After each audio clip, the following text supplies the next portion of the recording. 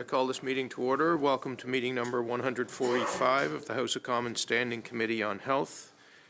In accordance with our routine motion, I'm informing the committee that all remote participants have completed the required connection tests in advance of the meeting.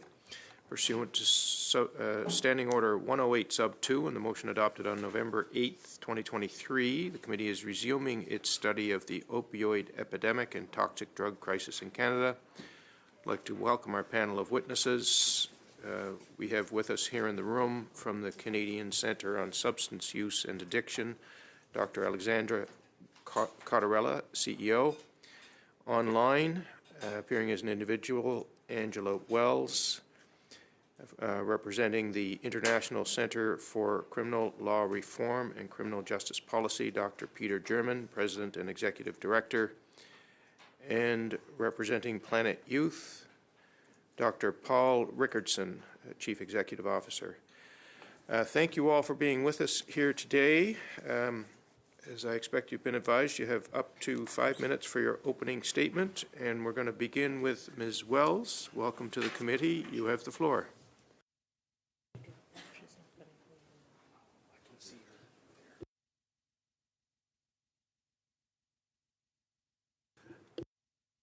On mute. You're on mute. We'll get you. Feel free to start again. Okay.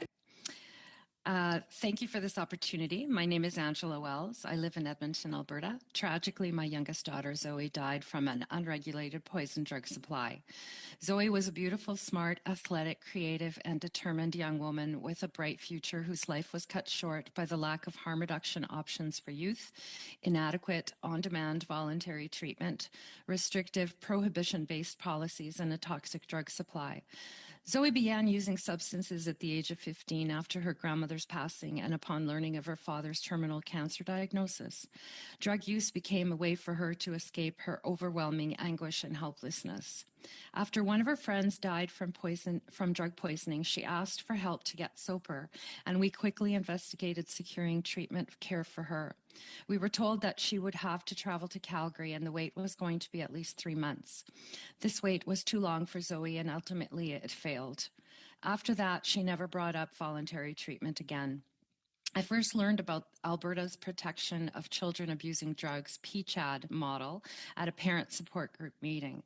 PCHAD allows parents or legal guardians of youth under the age of 18 to ask the court for a protection order for their child. This protection order means that the child will be taken involuntarily to a protective safe house for up to 15 days for detoxification, stabilization, and assessment. In a state of desperation, I moved forward with the PCHAD order, although I was apprehensive and felt intimidated by the process. After an emotional disclosure to an AHS counselor, I was granted the requisition to go to court. I did not expect the open courtroom, which was filled with other family court cases. I had to stand before a judge, swear an oath, and recount the circumstances that had led me to this point. I felt judged as a terrible parent, and the experience left me deeply traumatized. I was granted the court order, and since it's only valid for 50 days from the time it is granted, the clock started to tick immediately. No opportunity presented itself to act on the order until a couple of weeks before it was to expire. Zoe came home feeling unwell. I took her to the hospital. She was given antibiotics. I was to bring her back every 4 hours for treatment. Given her aggressive infection, I pleaded with the ER doctor to admit her, but he refused. When the antibiotics were completed and while she was sleeping at home, I called the police to enforce the PCHAD order. They arrived, woke her, and escorted her out in handcuffs to a waiting police car out front of our home with neighbors watching. Zoe was furious and felt deeply violated and betrayed by this. At that moment, I realized what this process had done to our relationship and wondered if she would ever be able to trust any authority figure again. While the staff at the safe house were kind, they provided little information citing privacy reasons. Part of the detox is to have family conversations, but that didn't happen because Zoe refused to see me. Near the end of her 10-day stay, she agreed to see me and begged me not to apply for the 5-day extension, so I didn't. Zoe was released into my care at the end of her detox with a follow-up treatment plan she chose not to share with me.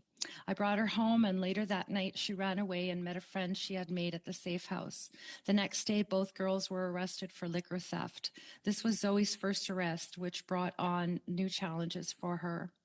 Zoe died on November 7th, 2016 from fentanyl poisoning less than 4 months after her 18th birthday. Let me be clear, Zoe didn't die from addiction. She died from a broken system and the unregulated and poison drug supply. Since my daughter died, I have learned that care should never be forced or coerced, and treatment should never be housed in a jail, as some provinces, including Alberta, propose to do, with plans to move the PCHAD detox program to the Young Offender Centre. How much further can we criminalize substance use, and how much longer will we cause more harm than good?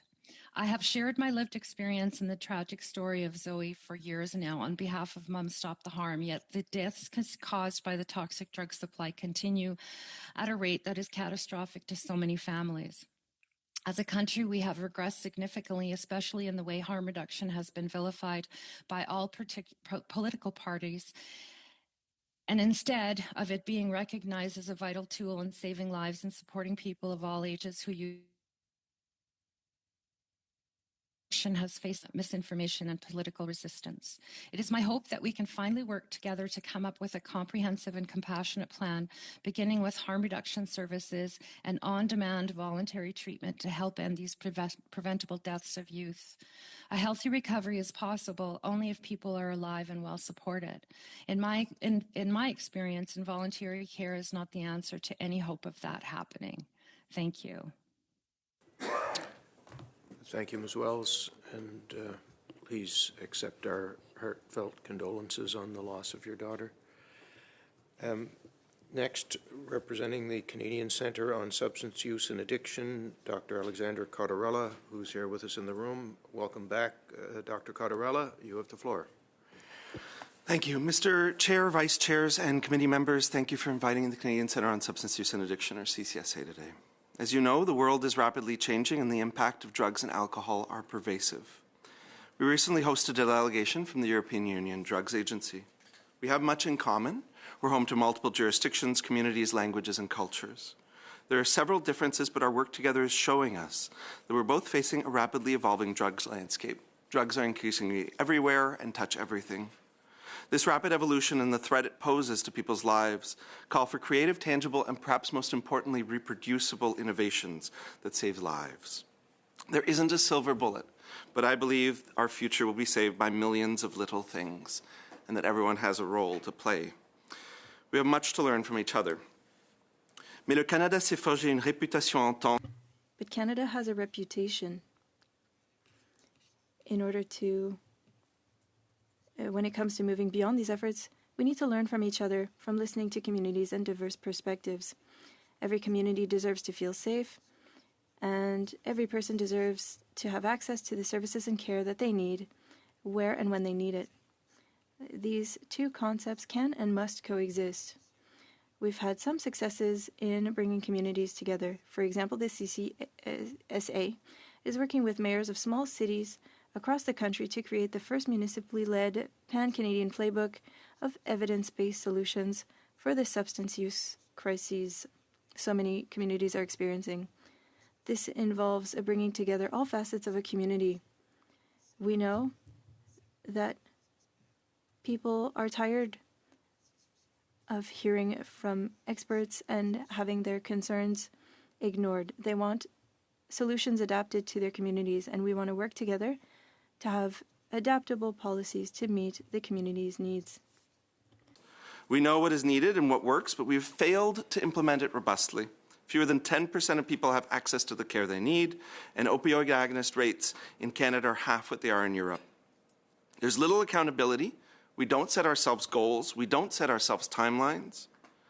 We know that there's an increased capacity for need for future planning, but we continue to just react. We don't live and invest in appropriate community and family prevention, and we don't create the right community environments. Specialists and specialty services won't save us. We need recovery-informed environments and whole health systems. ones that can prevent harm but also help people get well and stay well. We have an implementation problem. We need innovation. There isn't a one-size-fits-all approach. We can't tell people what works, and we can't go about doing blanket bans on things either. What we need now and what we needed yesterday is real impact. We're trying to build a future, and please help us arm it with evidence-based tools to make it a reality. We should start with what we know works. We need coordinated access and treatment options. For example, for alcohol and opioid use disorders, there's an injectable form of naltrexone shown incredible promise in helping people stay on their path to health. It's even shown promise with methamphetamines. It's a monthly injection. It's an innovation in substance use healthcare. It's more empowering than going to the pharmacy every day, but injectable naltrexone remains unavailable in Canada. Une conversation importante a lieu en ce moment. An important discussion is happening in Canada regarding forced treatment. It's a good example of something to look at with a holistic mindset. What are we trying to accomplish, and how are we going to accomplish it? As a physician, I can tell you I have no problem keeping people in hospital beds to save their lives. But as a society, we need to talk about what it would mean to support people forced into treatment. The same mistake over and over. We need to stop closing our eyes to the reality that there is no intervention that won't cause harm. We must weigh the benefits and the risks and make informed decisions. We must also engage in interventions with our eyes wide open and prepare for unintended consequences. The flexibility needed is what makes differences between jurisdictions that succeed and ones that don't. We must elevate the conversation beyond ideology, and if we don't, more people will die and more communities will suffer. Merci, thank you. Thank you, Dr. Cottarella. Next, from the International Center for Criminal Law Reform and Criminal Justice Policy, Dr. Peter German. Welcome to the committee, Dr. German. You have the floor. Thank you, Mr. Chair. Thank you for the invitation to appear before the committee. I regret I'm not able to join you in person. Allow me to introduce myself. I was a member of the RCMP for 31 years, rising from constable to deputy commissioner. I also served as deputy commissioner of Correctional Service Canada. Since retiring from government, I have authored various reports on money laundering and, more recently, port policing. I teach at a law school, provide expert opinion evidence, and am the author of a text respecting Canada's proceeds of crime legislation. As president and executive director of the International Center for Criminal Law Reform, I have the privilege of guiding our institute as its associates undertake projects within Canada and abroad. I applaud this committee for examining the drug crisis in our streets. As a longtime resident of Metro Vancouver, I can state without hesitation that the situation today in the downtown east side is worse than I have ever seen before. It has become a wasteland stretching for many city blocks. People are dying at a greater rate than we saw dying of COVID. Small decreases in the number of weekly deaths do not take away from the fact that this part of Vancouver resembles what has been described as an open-air hospice. There are thousands of human beings bent over and struggling to survive. The housing crisis exacerbated existing issues, the depopulation of our mental institutions, drug addiction, and the outflow of Indigenous people from traditional territories. There was a time when you could walk the streets of the downtown east side in peace. Not anymore. Many who live on the streets are carrying weapons for self-protection. The crisis also extends farther afield to the suburbs of Vancouver and the interior of BC, exemplified by the 2022 murder of an RCMP constable by a homeless person in Burnaby. I do not pretend to have a cure for this crisis, and many smarter than I have proposed solutions. I believe it is safe to say that all solutions to date have failed. The number of people on the streets far outstrips the services available to them. Prevention, including education, is vital, so is treatment, and my heart goes out to our first witness, Ms. Wells, for what she has gone through. The one word I do not hear, however, is enforcement, and yet it is through enforcement that we get drugs off the streets, and with the necessary amendments to our criminal sentencing guidelines, it can also allow us to provide individuals with a treatment option. Canada has been referred to as a high-value, low-risk country for transnational organized crime.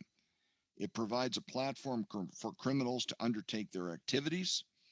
All those things which make Canada a desirable place to live also make it desirable to organized crime. Combine these benefits with a criminal justice system that does not provide swift justice or certain sentences, and we as a country become an easy target for organized crime. No.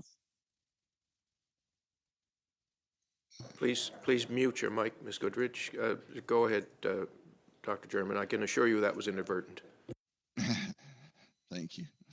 For decades, Canada was a prolific exporter of marijuana.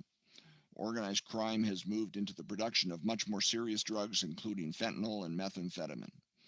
The discovery of super labs in BC is emblematic of this evolution. Canada now has the unenviable reputation of being an exporter of deadly drugs, primarily to Asia and Australia.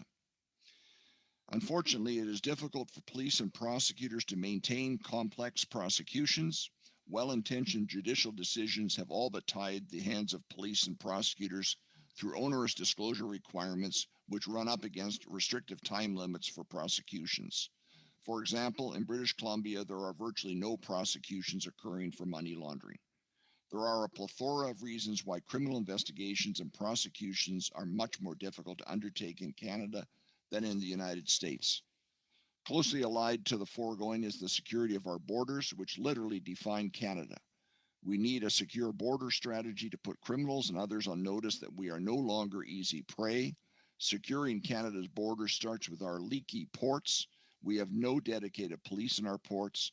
Ports Canada Police was abolished in 1997, replaced by fences, cameras, and security guards. Inadequate resourcing of the RCMP has resulted in a dramatic decrease in its ability to undertake controlled deliveries of illegal substances. The CBSA has a minuscule capacity to examine the millions of containers entering our ports, many of which are then transshipped by rail or truck to the United States. The merger of CP Rail and Kansas City Southern now makes it easier for cargo to transit from Mexico to Canada and back. While the United States has a dedicated border patrol, Canada relies on the RCMP to provide border coverage as an adjunct to other pressing policing duties. Members of the committee, the status quo is untenable.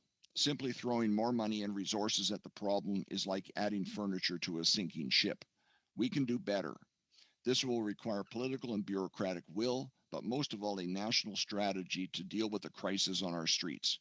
We must no longer be a patsy for organized crime, allowing it to traffic drugs and launder the proceeds. That strategy must involve the federal and provincial governments and include a strong enforcement component. Thank you, and I'm most pleased to answer any questions that you may have. Thank you, Dr. German. And finally, I believe from Iceland, representing Planet Youth, Dr. Paul Rickardson, Chief Executive Officer.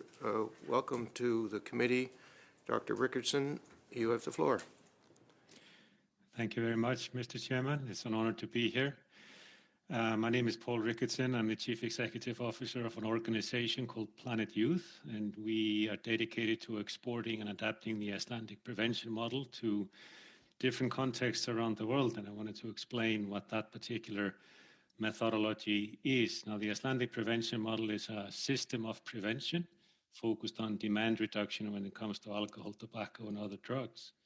It originates in Iceland. It was developed back in 1995 and 1996, where drug use and alcohol use was running rampant amongst Icelandic youth. If you asked a random teenager back then if he or she had consumed alcohol or been drunk for the past 30 days, the answer would be 42, 43%. If you ask a random teenager today, 2024, the answer is 6% would answer yes to that question. The model itself, the methodology, was developed over time. And what we at Planet Youth are doing, we have systematized how this method is implemented and adapted to different contexts. We are currently in 22 countries, operating with 53 partners, thereof 15 in Canada, focusing on adapting the model. The model itself is based on sociological theories that date far back about the importance of the social environment for kids. And in every kid's life, there are basically 4 factors that are very important in the social environment, that are very important for how they develop and behave. It's the family, it's the peer group of friends, it's the leisure time, and it's the school. That's where they spend most of the time. And the tenets of the Icelandic prevention model focus on changing the social environment, changing these factors so that kids, when they're growing up and become teenagers, will make different decisions which will impact the risk of them becoming substance users. The model itself is based on different principles. Some of the principles are that it's focused on the social environment and not the individuals. It doesn't focus on the kids telling them just to say no. It focuses on changing the social environment around them so they will behave differently when they grow up. It emphasizes the community and community action. That is the root of this prevention system, and engaging and empowering that community through data and the ability to make actions or define actions based on that data. It also acknowledges that this is a problem or a challenge that just takes time. This is not a magic solution or a silver bullet. This is something that needs time to work. The method itself is based on 10 steps. The first 2 is preparation. The next 3 is basically collecting the data from the children, giving them the voice so they can tell us, how they are feeling, the relationship within these 4 domains I was describing earlier. And then after that, the data is put to work where you define the actions and then dissemination strategies. And then we implement those over time. Now, the data element is critical. All our partners base the decisions on what to do on data. And in the model and in our work, getting the data back to the partners within 8 weeks, regardless of how many students are surveyed, is critical. So you're basing the decisions on fresh data about the kids right here, right now. The guidance program that we run, we have divided it into 5-year processes or programs. The first year is a baseline year where you establish the baseline, there's a knowledge transfer, then you define what to do, you implement that, then you measure again in the 3rd year, not the same kids, but the kids that have been subjected to the intervention. So basically we're measuring the impact of interventions, not the individual kids. 4th year is an implementation year, and then the 5th year is a measurement year again. And the whole idea is that the communities become self-sufficient, that they continue this process without the help of us or other agencies after that. We are very much focused on the impact of this. Like I said, we're in 22 countries with 53 partners, and we are running evaluation studies of the interventions that are being carried out in those contexts. And just to reiterate, we are not exporting what was done in Iceland. The model does not include interventions. We're exporting and adapting the process by which these results were achieved in Iceland. The interventions and the actions always have to be contextual, as we are seeing in the Canadian projects.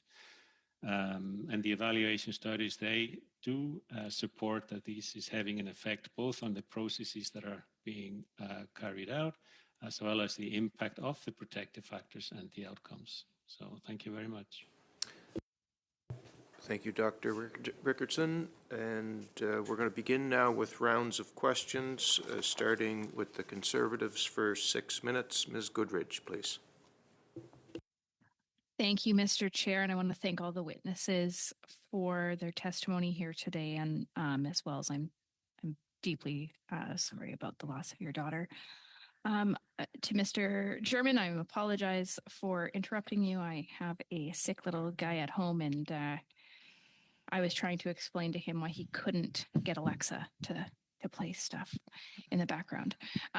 But so just to get started, you had co-authored a report in 2023. Hold on. You co-authored a report in 2023 titled Policing Our Ports. What core issues did you identify, and what were your key recommendations from that? Well, thank you, Ms. Goodridge. And I have two grandchildren. I understand exactly what you're dealing with. Um, yeah, essentially, the report highlights the fact that there are no port police in Canada. So, you know, how do illegal drugs, for example, human cargo, other commodities that organized crime traffics in, how do they get into our country? They have to come in through the border, and that means by plane, it means by vehicle, it means by railway, or it means by ports. And Vancouver, for example, is our largest port in Canada. Millions of containers come into this port all the time. There is a lot of contraband coming in. There are seizures. We know contraband arrives, and yet we have no dedicated port police. That was the number one issue. And our port police, as I mentioned in my opening statement, were abolished in 1997. They have not been replaced. And then there's the federal component. The RCMP simply doesn't have the resources to do what they used to do in the ports. That would be essentially what we highlighted. So my understanding, Vancouver Port Authority's Fraser Bank Terminal, there's like approximately 3 million containers a year that go through that port. Is that correct? At least, yes. And there's an expansion underway, Roberts Bank Terminal, correct. So how many of these containers are searched for drugs versus how many are not searched? I don't believe CBSA releases that number, but we know that it is a very, very small percentage. They would not release that information to us. We also know that even fewer are searched outgoing. And as I mentioned, Canada being a producer nation of drugs is exporting drugs. And those drugs will oftentimes go by way of ships. So a very small percentage. And about 30% of what comes in is transshipped into the United States. So it actually falls to the United States to do our job for us if we can't do it. So does this make Canada especially attractive to organized crime? Yes, as I indicated, you know, there are a number of factors which make Canada attractive. I mean, all the good things about Canada make it attractive. We have a good transportation, good communications, good governance, all of those things. It means a very stable environment. But we also have a criminal justice system where we don't lock people up and throw the key away. There is, but even so, even getting there is difficult. It is very difficult for police and prosecutors to maintain complex cases. So you see money laundering cases falling by the wayside time and again. Police throwing their hands up in frustration, trying to make financial crime cases and so forth, conspiracy cases. So it's just very difficult to obtain a conviction. So if you're transnational organized crime, what better place to hang out? So does this lead to the fentanyl epidemic that we're seeing here in Canada as our ports are so leaky? Well, it's certainly, you know, one avenue for access to Canada. So fentanyl is, as we know, an extremely dangerous drug, and organized crime traffics in fentanyl, just as they do in methamphetamine. So it has to, if it's not produced here, then it has to come here somehow. So it either crosses the U.S. border or it comes in through the ports or airplanes. Now, we actually do a pretty good job of interdicting air drugs coming in by air if they're on the person of individuals.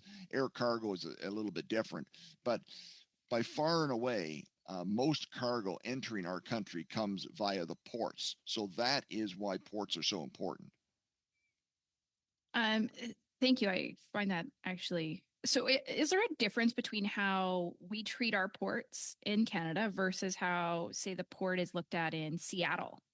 Yeah, so we highlighted that in our report. We looked at the American model, and the American model is to have, generally speaking, port police. But the port police are sometimes a transportation police. So, for example, in Seattle, our nearest city, to Vancouver, they have a well-established port police force that looks after SeaTac Airport, the international airport, as well as the seaport. We also talked to port authorities in Seattle and elsewhere, and they can't say enough good about their port police because they provide a form of community policing. They know everybody. They know management. They know the unions. They know the terminal operators. They can resolve a lot of issues that our municipal police department simply can't do because they are not in the ports. Thank you, Ms. Goodrich. Oh, thank you. That's your time. Next, Ms. Kayabaga, please, for 6 minutes. Thank you, Chair. I would like to extend my condolences as well to Mrs. Welts, and thank you for your continued work and advocacy and to keep your daughter's memory alive. And also just extend a welcome to all of our witnesses. Perhaps I can start with you, Mrs. Welts. If you could just share a little bit about the continued stigma around those who are struggling with addiction and what your thoughts are and what suggestions you would make to see that evolve. Thank you. I've been working for almost over 8 years now trying to mitigate stigma, and it's a very uphill battle. The narrative has to change with so many of us, and we just aren't there yet. We use stigmatizing language. We put people down, particularly people who use drugs. And people use drugs for a variety of reasons. You know, my daughter started using drugs just to be able to cope with the loss of her grandmother and also the potential loss of her dad. And he died 18 months after she did. So it's been very difficult, and it's a cause that's very dear to my heart. I don't know what the answer is to that, but it has to start pretty much at the upper levels. Using words like addict are really derogatory. Using words like dirty, or I'm sorry, using words like clean doesn't do anything. It implies that the people who were using drugs were dirty. So we need to move forward and change some of the narrative and some of the derogatory and stigmatizing words that we use. There has to be a national sort of educational piece to try and change that. And it's very difficult because it's been ingrained in so many of us for so many years. And the war on drugs has just, created that. So it's upward of 50 years that we've been dealing with some of this stigma. And I unfortunately, I don't really see that changing anytime soon unless we, as people, make those changes ourselves. You talked about the harms and the dangers that the laws of protection of children abusing drugs in Alberta have had on your daughter, and can you just expand on that and what would you suggest should be done differently? So as I mentioned, when parents end up going to the PCHAD program in Alberta, it's basically out of desperation. We have nothing else left in our pocket, in our toolbox. I tried every which way to try and get Zoe to go into voluntary treatment.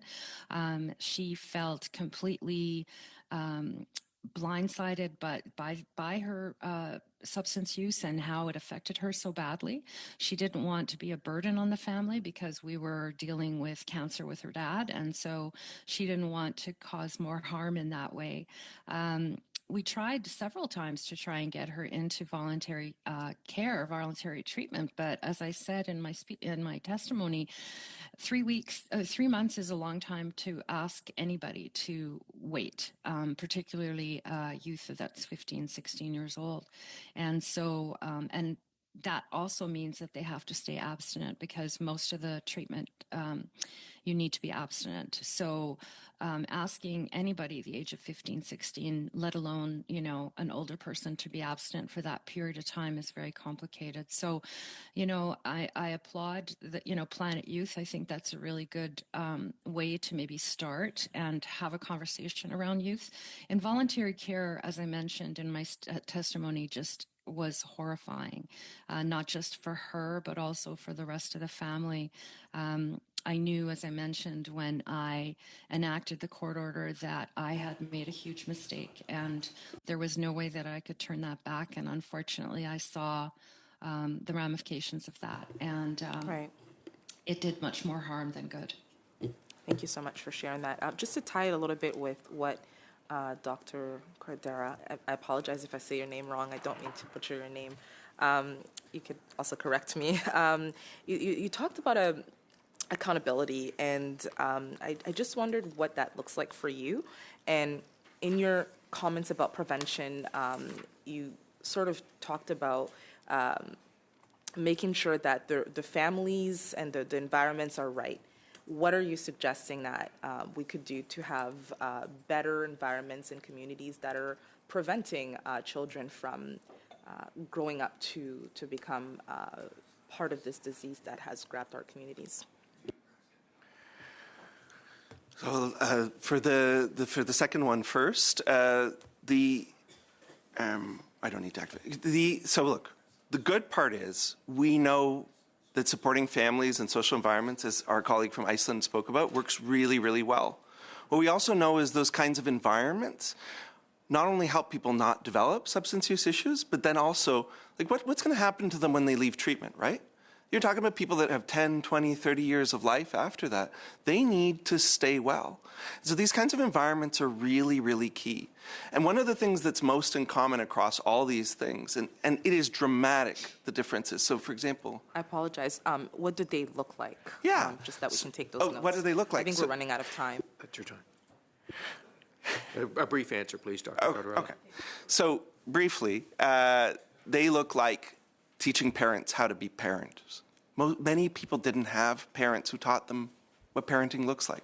It means not needing to walk. It means going to places where maybe alcohol and drugs is not a necessity to participate in social things.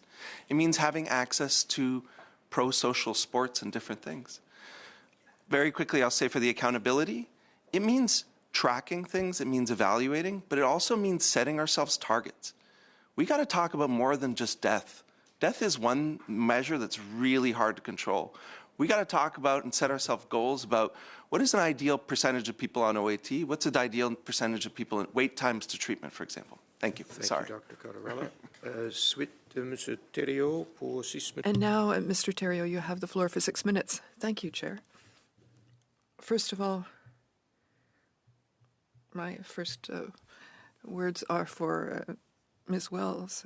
My thoughts are with you. And your participation here, your journey honors the memory of your daughter.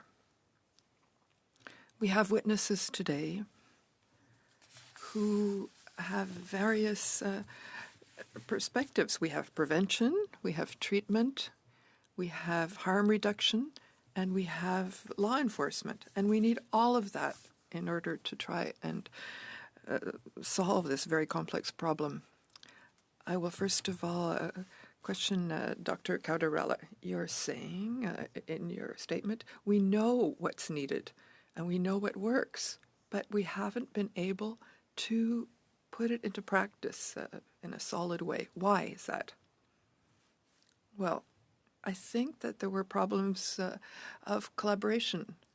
There's a lot of sadness, a lot of grief, heartache that happens. And what that has led to is that I think that the federal government and the provincial governments didn't help because 1,000 different empires were created, each with a different solution. We don't spend a lot of time discussing with the communities about what they need. We, as you said, we know the drugs, we know prevention. Well, it's not one or the other. It's to do everything and to find a way of doing that. We're pitting communities against others. Even when we call about mandatory treatment, we don't talk about specific aspects. So I think it's really an issue of communications. You say that we had to bring the debate above ideological questions. So I don't want to ask an ideological question, by saying that. But what are you referring to with that?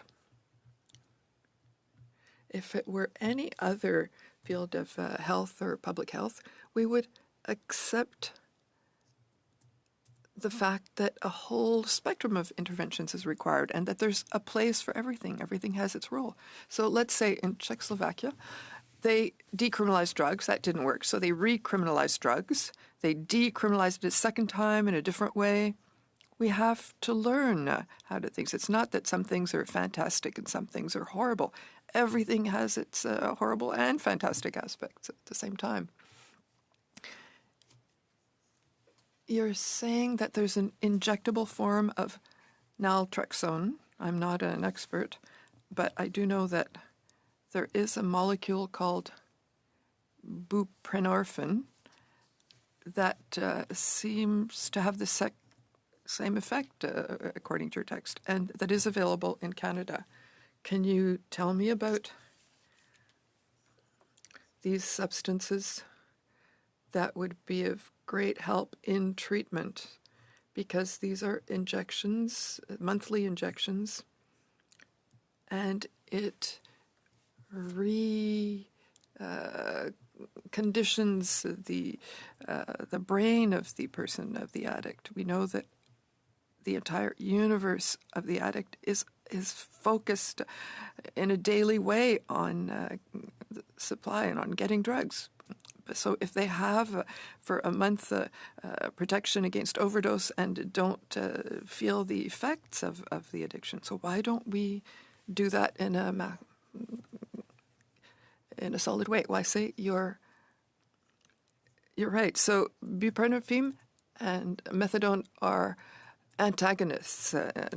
Naloxone blocks the effect of fentanyl. So why can we go see a family doctor? Why can't we see a family doctor here and not have a prescription of buprenorphine? In France, when they had the heroin crisis in the 90s, they were able to do that. So when we talk about the antagonist, so it's the opposite of buprenorphine, but it's one of the only drugs that we have that can be useful against methamphetamine and for opioids. In Europe and in the US, there are people who can't take buprenorphine, and also some who don't want to. So it gives an option who can be quite efficient for people who don't want to take an opioid for many years. So that's existed in the U.S. For more than 20 years. How did you explain that the fact that access of treatment, before thinking about mandatory treatment, but voluntary access to treatment, how is it that is so difficult? Ms. Wells' evidence is very eloquent about this. There are a multitude of factors. Well, first of all, it's not accessible. There's no triage to ensure that the right people are taking the treatment that's well suited, well aligned to their situation. And there are other factors. There's a problem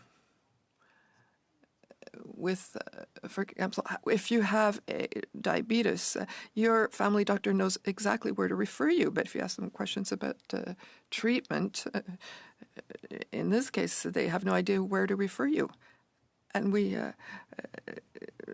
before involuntary treatment, there are still various forms of coercion. There's a craft therapy, which increased the likelihood by 700%. There is never a interaction with a person individual, but when you talk about the family, it increases the likelihood that they'll follow treatment by 700%. We know that there are doctors who are very successful in treatments at a 90% rate.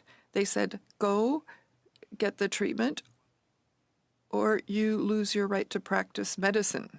So these were doctors. There are very many models. There are less than 8% of employers in the country who have a policy on substance abuse treatment.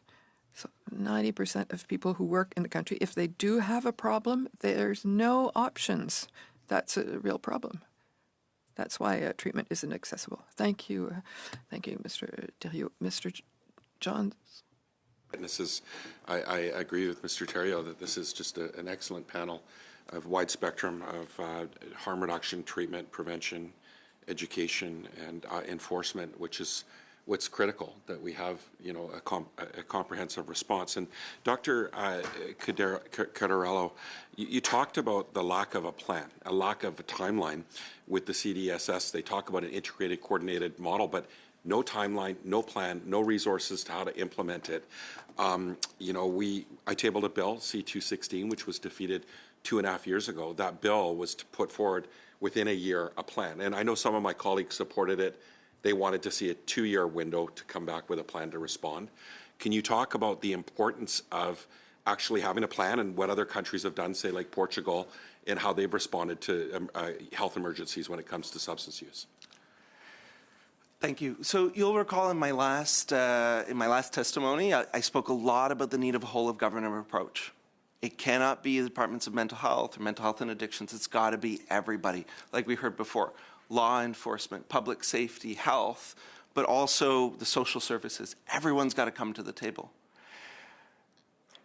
We can, you know, yes, there's no federal plan, but I don't know that there's a province that has a good plan with timelines very specifically set out. Again, if this was diabetes or heart disease, we would say, or cancer, we'd say we want our treatment rates to get to X by X date. Why are we so afraid to set those timelines and dates? The last part I'd say, well, you know, this is going to sound funny coming from a national organization, but we need to laser focus in on individual communities. They have spoken loudly that they do not want to be told what to do. So this is where, for example, our work, and we're going to be hosting a big, not just a meeting, but the next kind of plan of our small towns in Lethbridge and Alberta in the spring. But we want to present the evidence to mayors, to decision makers, and let them decide. They need a menu of options. They don't need to be told what to do. So we need objectives at a national level, but we need to facilitate local players to make the decisions that is right for them. I think that that's critical, and that is what jurisdictions have done really, really well. The last thing I'll say very quickly is when we talk about risk reduction, that changes now too. It's not just risk to self. We need to start talking about risk of violence, risk to society, and what we need to do more broadly.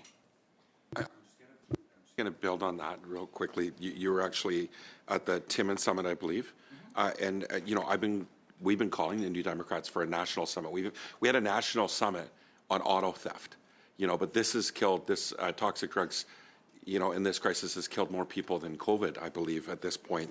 Can you talk about the importance of that happening, and also you're working with the mayors, I think the small, big city mayors, in terms of localizing the response. Can you speak about the importance of that in a short response, if you could? We've had a number of national events. We think that biting off a little bit that you can chew. So we did one with family doctors. We did one with families and how to approach prevention. And now we're doing one around small towns mayors. Same problems as big cities, less money, less resources. And they want to get stuff done. I will tell you, we had people with drug-free in the name of their organization and provincial harm reduction coordinators. They got along in those meetings. They want to work together. They want to find solutions that work for them. When you put people in a room together and ask them to take something tangible and walk out with solutions, they get along and they work, because at the end of the day, everyone wants a healthier Canada. Thank you. Just a very quick response. You said no province or territory has a plan that's concrete in terms of implementation. Do you agree that the federal government needs to lead, given that absence? Well, you know, I think traditionally, and this is a bit of self-promotion, but last time there was a national framework, it was actually CCSA that led it. You know, the provinces have said quite clearly they don't want the federal government interfering too much in their business. You have a national pan-Canadian organization that's supposed to bring everyone together, work both with the federal government and the provinces and the localities. We need provinces to learn from each other and help each other out. I think CCSA can work very closely with the federal government, but I think this is actually totally in our wheelhouse and in our legislated mandate. Thank you. Dr. Germain, in your opinion, what are the most urgently needed reforms at the federal level to reduce organized crime and the toxic drug supply in Canada? And, this could be either, legislative changes or changes in the allocation of resources. If you just want to expand on your testimony so far.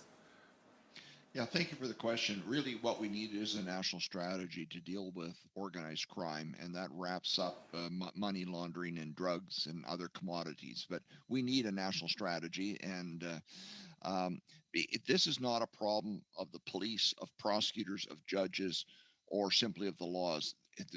It's a holistic problem. There are problems in all of those areas. Obviously, we have to begin, I think, with our criminal code.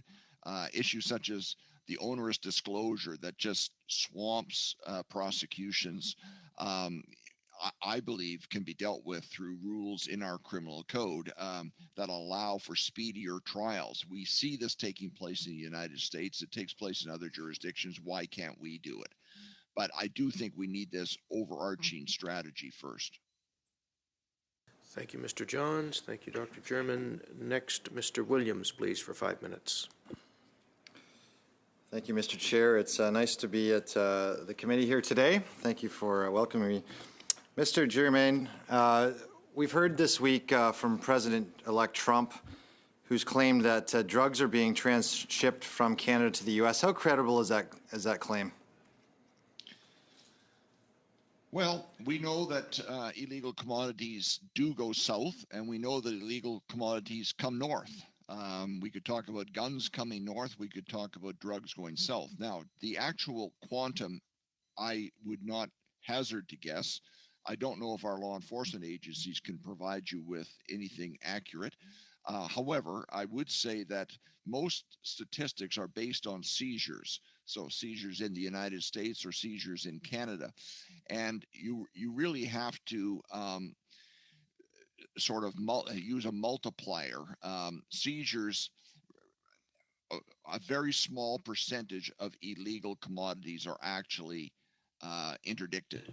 So and we have those stats, Mr. Germain. So of the 12 months up to September 2024, U.S. border agents seized 11,600 pounds of drugs entering the United States from Canada. Seizures of fentanyl doses more than tripled between 2023 and 2004, raising from 239,000 doses to 839. A year ago, CSIS told Trudeau that they had identified more than 350 organized crime groups.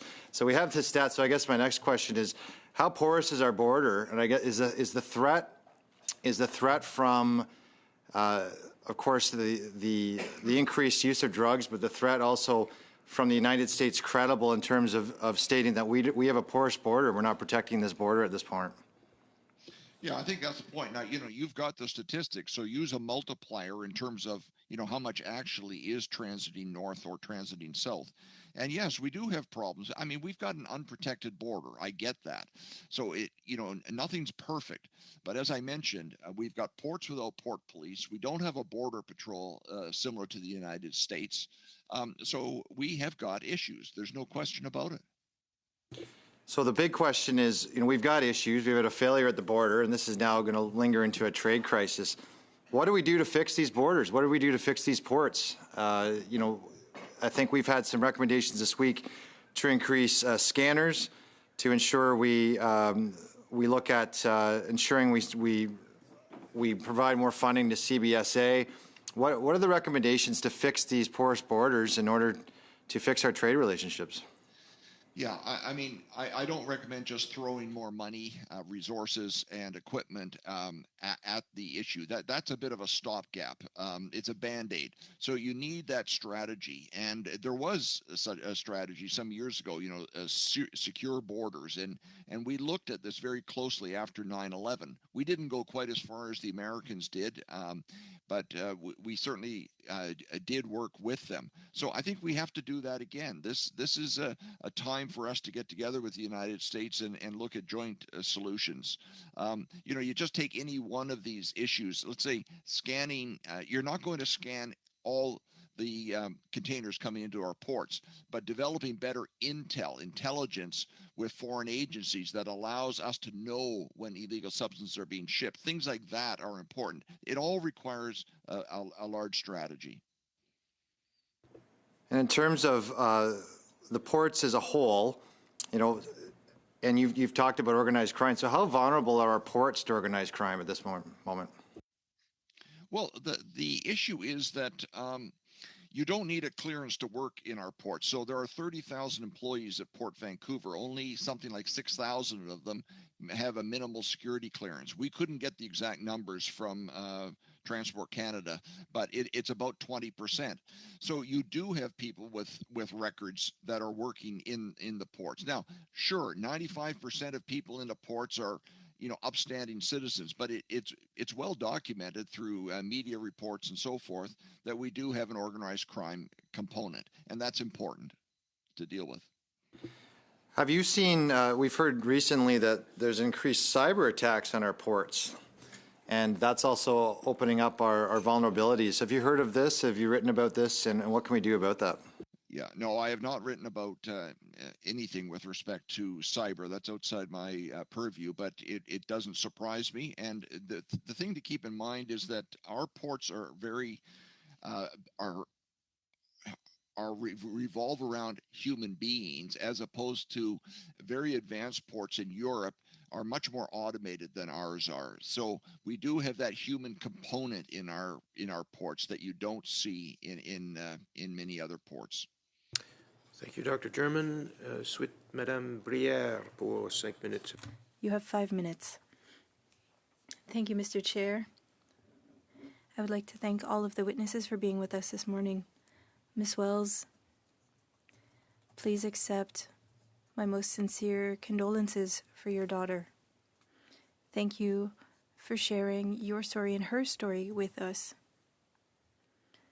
And thank you for continuing to fight for things to change here in Canada.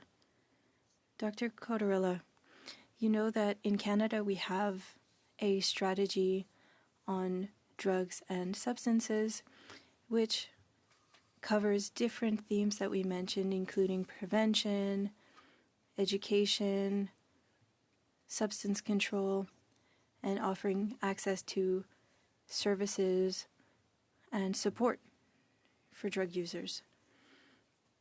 This is a complex crisis.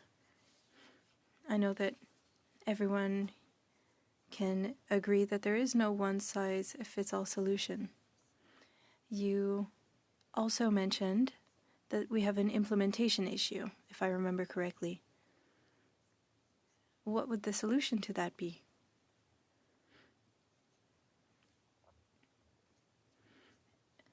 You're right, there is a strategy. It's not that we don't have a strategy, it's that we need more. I would say that we are reactive, but we need to start planning for the future. Now, regarding the implementation, we have a lot of resources allocated to different services, but what are we doing to help family doctors, for example? That's what we wanted to do with these smaller cities.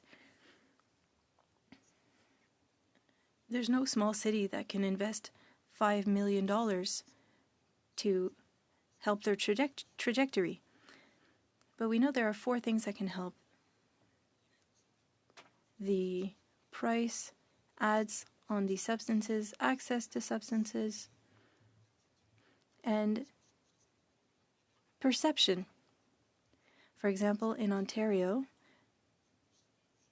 there are apparently more young people between 13 and 15 years old using substances than last year. Why is that number increasing? Also, why are there countries in Europe where fentanyl arrived but didn't take over? Why are there parts of the country that are less impacted? So we need to target what the needs are. We need to stop the traffic of fentanyl. But we need to look at parts of the country that aren't facing a fentanyl crisis. in Vancouver, we're not going to be able to change what's going on, but in Quebec, perhaps, there has not been a lot of cases of fentanyl use, and in the eastern provinces as well. And so we need to have targeted approaches and help Canadians with general services, with general social services, education, all of that. Anything that has an impact on risk factors, basically. Thank you. Dr. Rickardson, thank you for being with us this morning. Thank you for sharing Planet Youth's model with us. This program is implemented for people starting at what age? Well, basically, we see in our partners, they say prevention starts at birth. And the risk factors and the protective factors, addressing them really has no lower age. But usually we see these programs and the interventions being implemented for kids around from the age of 8 till 12 or 13. And like my colleague, Dr. Cadevella was talking about, it's all about improving the social environment of these kids, increasing the social capital amongst the parental groups, providing them with meaningful, organized leisure time activities, and so on and so forth. So it's about the environment and changing the environment for the younger generation so they will behave differently, reducing the need for drugs, reducing demand, and reducing the need for treatment. Merci beaucoup. Thank you very much. Thank you, Ms. Bruyère. Your time is up, unfortunately. Mr. Thériault, you have 2.5 minutes. Do you know, are you aware of the Quebec ministerial plan for 2018 to 2028?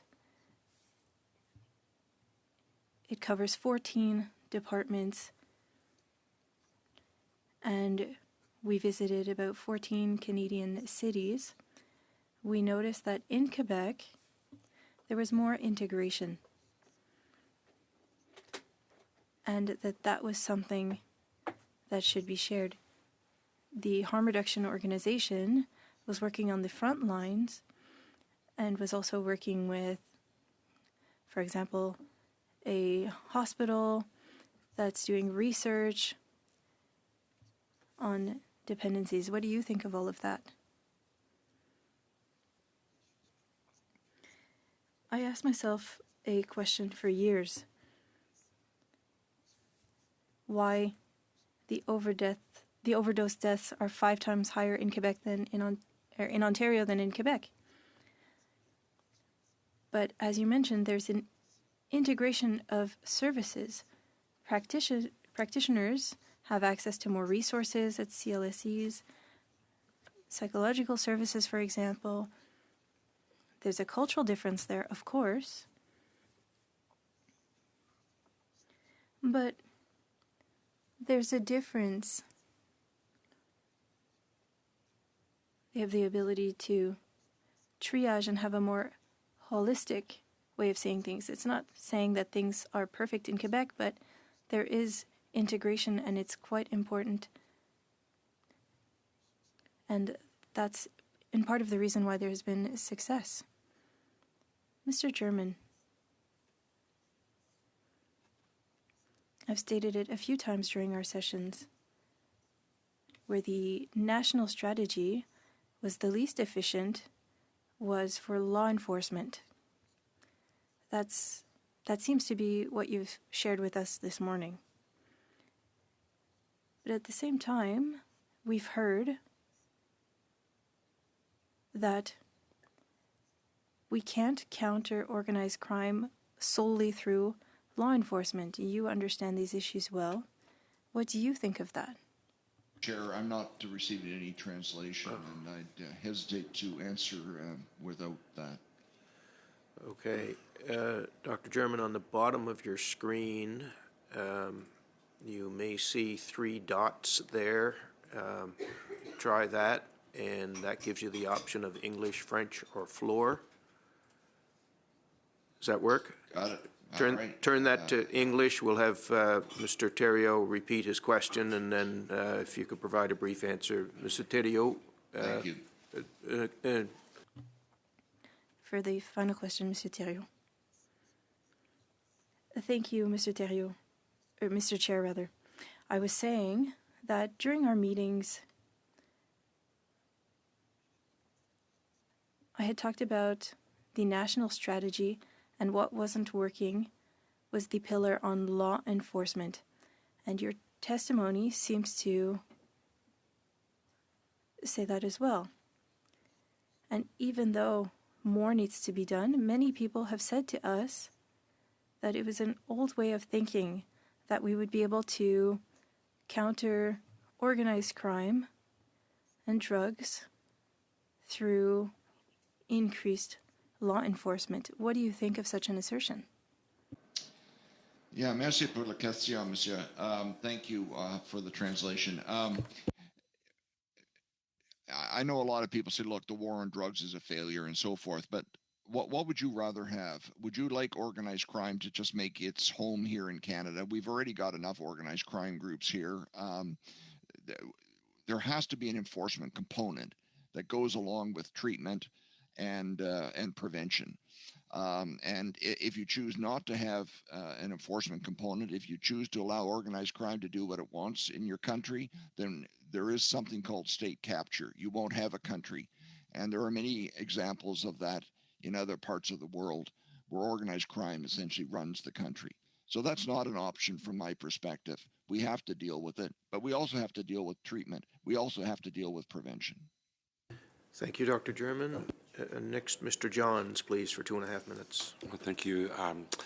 Again, Ms. Welts, my sincere condolences for your loss of your daughter, and I want to thank you so much for your advocacy. Can you talk about how we can both discourage youth from using substances while also reducing the stigma that keeps some youth from seeking support, and I guess also by providing harm reduction services to at-risk youth? Oh, that's a difficult one to answer, but I'll do my best just given my situation. You know, with what happened to Zoe, it happened with us so quickly. And, you know, I'm careful to lay blame on the family unit or, you know, the parental sort of situation, because we were an amazing family and we didn't have any issues at all with any of our children. I think what happened to Zoe was unexpected because of the trauma she experienced with loss. So, and, you know, with the idea that her dad was going to pass. So I think there has to be more support for youth. There has to be areas where youth can go and feel comfortable to be around other youth. You know, the situation right now is so complicated because of social media, because of peers, because of the availability of drugs. So I understand that we need to maybe use enforcement to protect the ports from bringing that you know, illegal substances in, but that's not going to stop the deaths, unfortunately. You know, we need to tackle the supply that is out on the streets right now, and we know that if we take some of that drug off the street, it's just going to make the availability of the drugs that are more toxic, because you're taking that essentially that supply off, and so it's a supply and demand thing. Can you speak a bit more about what supports you wish were available for Zoe, and not just Zoe, but for yourself? And yeah. Yeah. Well, I mean, you know, there was no support for us with Zoe. In 2015, there was ADAC, which is no longer part of Alberta Health Services. And there was some services at ADAC where she could access, but again, it was not something that she was able to access on a regular basis. For family support, I mean, it was impossible. There was nothing for me to look at other than the PCHAD model. With Mom Stop the Harm now, we have 2 support groups that help people. We have Holding Hope, which is for those who are supporting a loved one through their substance use or recovery. And then we have the Healing Hearts component, which unfortunately is for those who have lost a loved one. And I think that those are really the only, you know, options that we have that are for people who experience substance use. Thank you, Ms. Panel, Wells. anyway. Next, Mr. Doherty, please, for 5 minutes. Thank you, Mr. Chair. Thank you to our guests. Ms. Wells, I really truly appreciate your heartfelt testimony. My thoughts are with you. In this question, I don't know whether you'll have the answer. I don't have the answer as to what would save my brother. So I guess the question I would ask you is, what would have saved your daughter? Not a poison drug supply. I think that if she wanted to use substances, we could have supported her, as long as we knew those substances weren't going to kill her. So, you know, I'm a huge advocate for regulated drug supply. Okay. Mr. German, question for you. I worked for a long time in aviation, 25 years aviation. I was what was known as a security specialist. There are some major events that took place in the 90s and in the 2000s that I feel precipitated some of the mess that we're dealing with right now. We were going down a coordinated effort with our U.S. counterparts, which I know you're probably very well aware of, the perimeter security. And I did a lot of work on that, as I think you did as well. And I'm just wondering if you think that if we had gone down the path, and perhaps maybe it's not too late to go down that, if we would be in the boat that we're in right now in terms of the fentanyl and the opioid crisis. Yeah, thank you for the question. I mean, to a certain extent, it's hypothetical and, looking backward yet forward. I think the reality is, yes, we should be working with our American friends. In terms of law enforcement, Canadian law enforcement works very well with its U.S. partners, always has. It doesn't matter which agency it is. So we have that ability. And I think that should be encouraged. And, probably what we're really saying is any national strategy in Canada should definitely be one that meshes well with the United States, because North America is really a one security zone, and we saw that with 9/11. Yeah, thank you with that. So that's exactly the answer that I was looking for. We are one security system. And then immediately after 9/11, as you know, and I know, who was in control of the airspace? Canadians were, because we work very closely with our U.S. counterparts. There are some tenets to border security: intra-service, intra-agency, international cooperation, intelligence, obviously. We are dealing with the intermodality of shipments of drugs in a porous border system. What can we do to stop the flow of this now? Yeah, well, we have to look at each of these components that we've already talked about, whether it's rail, ports, air, walking across the border, you name it. And that's where a strategy comes in. And some we're doing better in than others. And I mentioned airplanes. We all get checked very thoroughly before we get in that cabin. Maybe cargo could be, strengthened. I don't know. But it just seems to me that something like the ports as well as the 49th parallel just jump out at us. Right. And you also, in your testimony, you nailed on something that was quite disturbing for those of us in aviation after 9/11, when the secure checks were going on our ramp personnel, and found out that less than 2% of our ramp personnel, those who are accessing our aircrafts, actually had red passes, and how many were actually in the system for 3 to 5 years and unable to get security clearances. Now we're seeing the same on our port systems as well too. Care to comment on that? Yeah, it's my understanding that after 9/11, the United States required that all people working in the ports have a minimal security clearance. I believe it's called a TWIC, TWIC. That's right. It's in my ports report. We didn't go that far in Canada. At this point, I mean, it's probably impossible for us all of a sudden to require a security clearance of, let's say, 30,000 people here. But we can start by grandfathering and any new person coming into port. Right. And to that comment, is Canada seen as the weak link in the system because of our lacks and some of the things? Mind you, we do some things better, but we have fallen down in our obligation in certain areas. Is that correct? Well, I think our people are doing the best they can with the tools they have and with the various restrictions that they have. But I think Mr. Trump's comment, for what it's worth, probably says it all. Whether it is reality or perception, we have to deal with it. Right. Thank you, Dr. Chairman. Thank you, Mr. Doherty. Next, Ms. Sidhu, please, for 5 minutes. Thank you, Mr. Chair. Thank you, all the witnesses, for your testimony. Ms. Walz, my condolences to you for your daughter's loss. Thank you for your incredible strength and dedication to this cause, especially given the immense personal loss you have endured. Your work through Mom Stop the Harm is an inspiration for many, but your organization's focus on advocating for decriminalization of people who use drugs. Can you speak to how this policy shift could help prevent further tragic loss?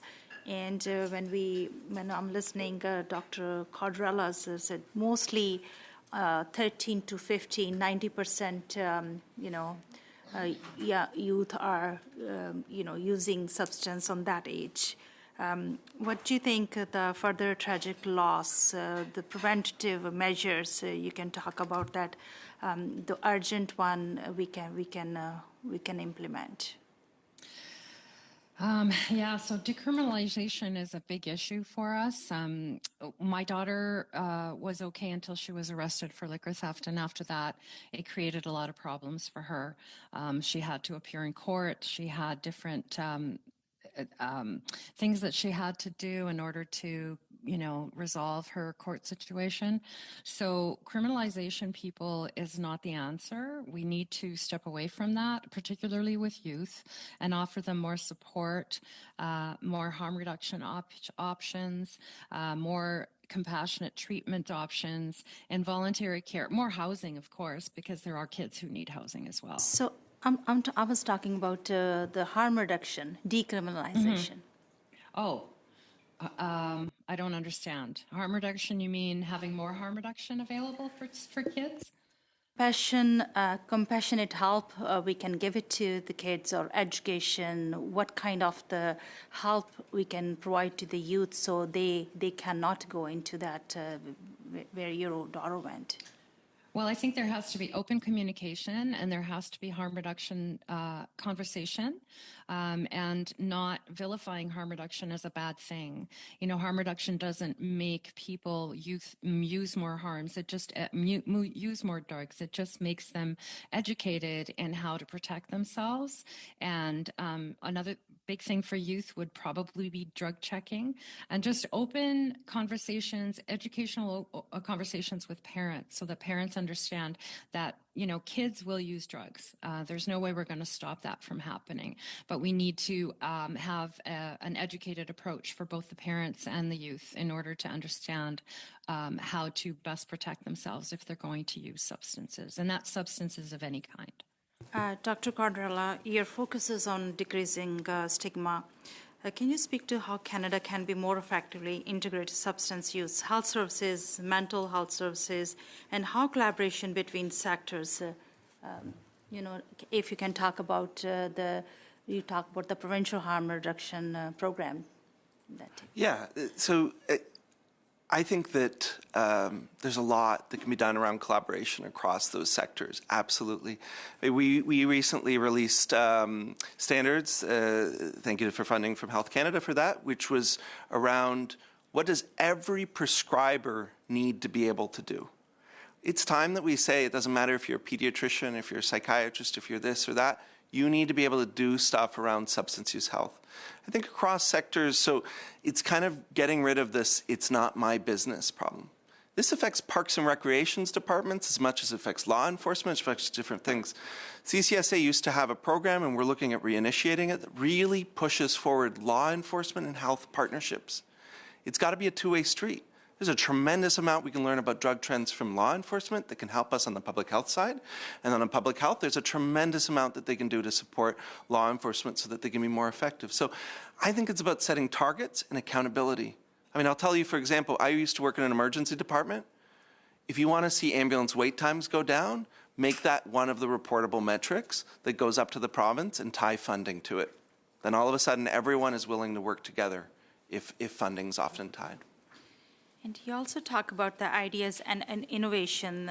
It comes out of the CCSA recently hosted the summit in Timmins. Can you talk about that? What kind of the innovation ideas is there? Yeah, so this is again where mayors are getting calls. They're getting calls because family members can't find supports, but they're also getting calls because someone's afraid that there might be a needle in a park or something. So working with people where the rubber hits the road has been tremendously effective. They actually know. Most people know what they feel like their community needs. They know what it comes when it comes to outcomes, and they don't always know how to get there. A municipal team isn't going to have all the expertise and policy necessary, but they need a menu of options. We had a mayor from Iqaluit, we had a mayor from Cambridge, Ontario, from Lethbridge, Alberta. Their similarities were they needed menus of options that would help, evidence-based tools that can change outcomes, but they need to be able to, and they wanted to be in that driver's seat, to be able to say, okay, this one will work for me in my setting, and this one won't. And at that local level, again, getting law enforcement, harm reduction, different people to work together, it's actually not too hard. Thank you, Dr. Cottarella. Mr. Moore, please, for 5 minutes. Thank you, Mr. Chair, and thank you to all of our witnesses today. Dr. German, you've made a number of comments today that I want to hone in on. One, you used the example of those of us who go through airports, which members of parliament are all too familiar with, and the checks that we have and the scans. We all get checked. And I have to think that organized crime in Canada would be laughing to see all of us go through those checks when you look at the porousness in our ports and the fact that the vast majority of shipping containers are not being checked at all when they leave the port of Montreal or any other port in Canada. Can you comment a bit more on what needs to happen at our ports and the current state of affairs? You mentioned the ports police. There used to be dedicated enforcement at the ports, and that has long since not been the case. But what else would be helpful when it comes to our ports and the security of our country? Yeah, thank you very much for the question. I do believe that Canada is considered a soft target by organized crime, and that's why I mentioned it's a high-value target but low risk to organized crime, and that's only going to increase unless we deal with it. In terms of the ports, I think I'm probably restating what I said earlier. I do believe there has to be a uniform police component there. You wouldn't want to say goodbye to your municipal police department and not have anyone that you could call. I mean, we expect that there will be police that will be doing the routine patrolling. You also need that federal component. The RCMP is our federal police. Remember, CBSA is a law enforcement agency. They are not a police agency. They do not conduct investigations outside of the ports with regard to drugs and so forth. And the third issue is the clearances. We have to know who's working in our ports. Simple as that. Yes, and that you mentioned in your answer something else I wanted to hone in on. You mentioned Canada as a high value, low risk environment, and I agree 100% with you that to be the case. One aspect of that I'd like to get your comment on. It used to be in our country that if you were convicted of production or importing or exporting Schedule I substances, including fentanyl, meth, cocaine, heroin, that would result in mandatory jail time. The current government's bill C5 eliminated that mandatory jail time and in effect allowed house arrest for those convicted of moving large quantities and producing large quantities of very serious drugs, some of which are are wreaking havoc on our streets today, as you mentioned. How does laws like Bill C-5, like Bill C-75, which created a revolving door with our justice system, imposing on judges the requirement that they release those that are seeking bail, making it very difficult to take someone off the streets who's been arrested for some of these various serious offenses. So when you couple those two bills alone, how do they play into Canada being a high value, low risk environment for organized crime? Yeah, so a few things, and I'll be quick here. Minimum sentences is not something that our courts like, for one thing. So it is important that we have a punishment option. Imposing minimum sentences or requiring minimum sentences has not held up very well in our courts with the Charter. In terms of catch and release, I 100% agree, and I think that's what upsets the public so much, is to see people with dozens and dozens of convictions being released. They need other services. I get it. They need treatment. They need a whole lot of services. But what the public does not need is them right back on the streets, breaking more windows, creating havoc, walking around with knives. So very important, I think. When it comes to the importers, yes, there are people importing drugs. They tend to be low echelon players. They are the couriers. They are the dupes. They are people who are doing something for a few $1,000s. And yes, there has to be some sort of a sanction, but it's really getting to the top of organized crime that's important. It's bringing down the kingpins is what you want to do. Thank you, Doctor. You know, the frustration you mentioned with law enforcement on some of the more complex cases, money laundering, extortion, and now these serious organized crime, drug offenses. You mentioned when we have in a sense, lawlessness, that we risk even losing ourselves as a state because organized crime just takes over. Are we on that path as a country? Do you see when you see police officers throwing up their hands saying, even if they do arrest someone, the person's right back out on the street? I see I'm out of time, Mr. Chair, but... A brief answer, if you could, please, Dr. German. Thank you, Mr. Moore. In some ways, I see myself and others like me as canaries in the coal mine. We have to be alive to these issues. We've got a very strong country. We're not about to go down the road of state capture, but we should be aware of it. And the other thing I would point out is the broken windows theory. If you don't deal with little things, they become bigger. Right. Thank you. Thank you both. Dr. Pawlowski, please, for 5 minutes. Mr. Richardson, I'd like you to talk a little bit more to explain how Planet Youth works. Now, I understand this is a very upstream intervention, getting kids involved in healthy activities, and I've spoken to previously, I guess, some of the groups you're working with in Canada on implementing your program. And when I asked about my kids, they said, okay, like getting them in healthy activities.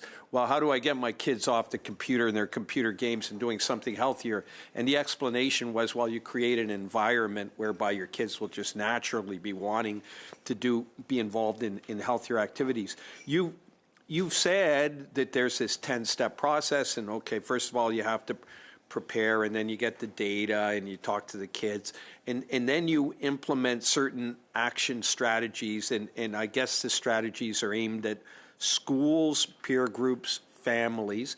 Can you give us some concrete examples of what kind of community interventions or what kind of school interventions, family interventions that you've used that seem to have been productive? And let me just add a comment before you start that I've worked as a doctor in numerous places around the world, and having kids with nothing to do, especially young males with nothing to do, kind of inevitably leads to bad outcomes. So maybe you could talk about like what kind of interventions you do use.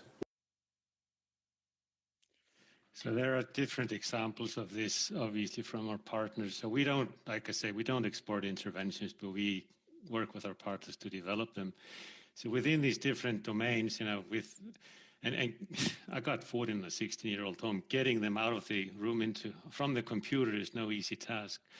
And it's not them that have to make that decision, it's the environment around them. So engaging with parents, like we heard before, teaching young parents how to be good parents. We have examples from our partners about building social capital within the schools amongst parents using interventions like parental cafes, friendship groups, and things of that nature, so the parents start work together as a cohesive whole within the class. We have within the leisure time domain, again, we don't need expensive solution to build, multi-million-dollar parks, but it's more about having organized, structured leisure time activities on offer, and not just sports. I mean, some kids hate sports, and that's okay. We just need to have access created to those environments, to those offerings, and then encourage the kids from the parental side, from the school side, to participate in them. And even playing computer games, if that is done in a structured environment, organized environment, it can have a preventive effect. I mean, you compete in video games these days with prize money higher than some of the tennis camps I go to. So it's the combination of these things, but the actual interventions have to be culturally appropriate and adaptable. And again, they range from the community-based, like I was telling with the parents, up to some of our partners, like in Mexico, when they have national campaigns for parents to spend time with the kids, because that has a preventive effect as well.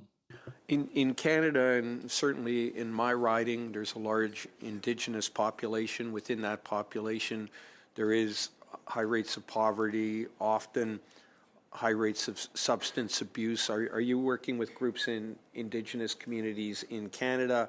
And if not in Canada, certainly I know you work in other countries. Maybe you can talk about what other interventions globally have been effective. You talked about Mexico. I'd just like to get more concrete into what kind of interventions we're talking about here. Yes, we're working in Calgary. The project in Calgary has an Indigenous parallel where the model is being adapted even further to the Indigenous and the First Nations realities. We're working with tribes in Washington State, which are doing the same, because there are different aspects and context there that just we have to adapt to regarding the data collection, the data sharing, even the reporting that needs to be different. As for the interventions, we got a database of 100 and something interventions that are being practiced by our partners around the world. And like I said, they can be really different. In Australia, for example, they found out that sports was actually a risk factor. The more you played rugby, the more the kids were drinking. And that was 3 things that focused on, led to that. One was the access to alcohol in the clubhouses, where sales of beer was a really important factor. Then there was the permissiveness of the parents when they came to the game. They had a 6-pack with him, and then Johnny, 13 years old, got a beer with his dad. And then there was the coaches as well, where the coaches were not really trained to work with that age group, and they were sometimes drinking a beer and smoking on the sidelines, setting a bad example for the kids. And based on that data, the community in question implemented train the trainer. They had sent all the coaches to training sessions on how to be cool role models. They educated the parents about the harmful effects of alcohol on the developing brain, and they cracked down on underage sales in the clubhouse. So the interventions were kind of focused on the community. Thank you.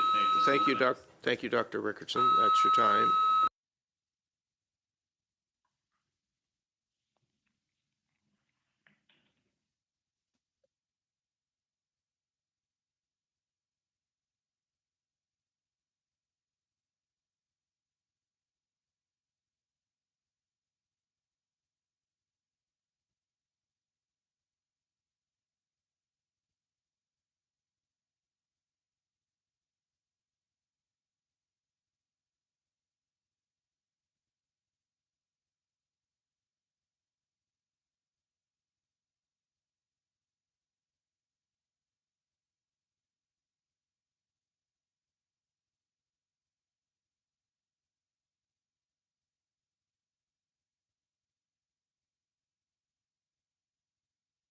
So we've got the alarms ringing here just for the folks online, so we're going to suspend the meeting until we find out what the alarm is all about, and we'll be back to you as soon as we know more.